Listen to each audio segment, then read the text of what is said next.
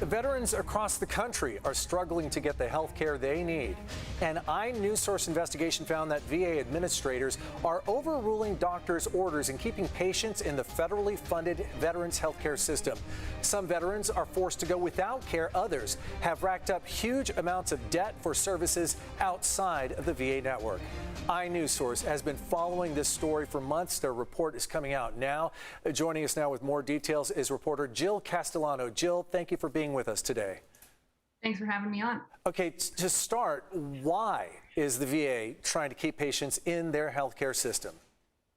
It really comes down to a budgetary concern. I was able to talk to some VA officials, have some frank discussions, and also review some manuals, some internal documents that they use to train healthcare staff across the country. And it's quite clear that they are concerned about the future funding of the healthcare system. So the more patients that they send outside the VA network, they have to pay for that. That's a lot of money, and that means potentially fewer patients inside their own network. If they've got fewer patients inside their network, that might mean that they won't be able to pay for those veterans to necessarily get the best doctors. They might have less money for VA staff, equipment, things like that. So that's a big concern for them. Paying outside of the system, very expensive potentially. Okay, San Diego, of course, is home to roughly 250,000 veterans. How is this impacting them? It's impacting them a lot. To the veterans that I talked to, more than 24 veterans across San Diego and Southern California, this has been really challenging for them. I'll give you one example. Amy Warricks is a caregiver for her husband, John Seymour. They live all the way out in Warner Springs, California. He's a veteran, former Navy combat engineer. They're an hour and a half from the closest VA.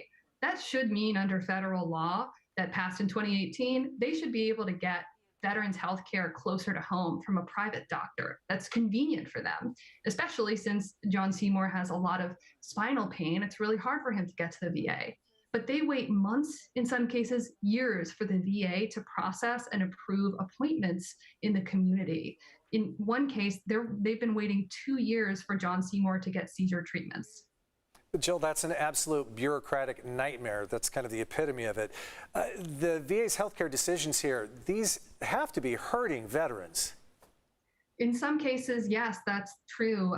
There was an Inspector General report that came out recently about a group of veterans that I've been reporting on.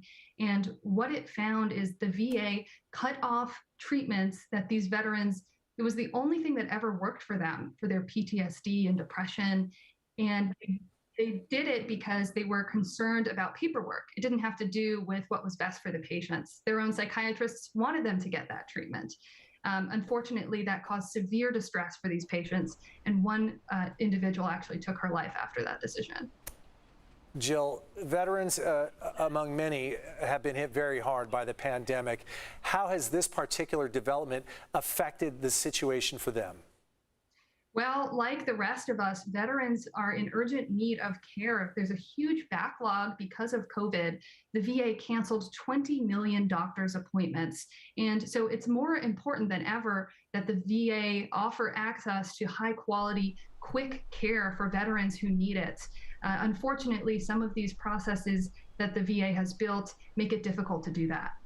Jill Castellano with iNewsSource.org. Check out this investigation. It is a big piece of work, but it is worth the read. We thank you for your time, Jill. Thanks for having me.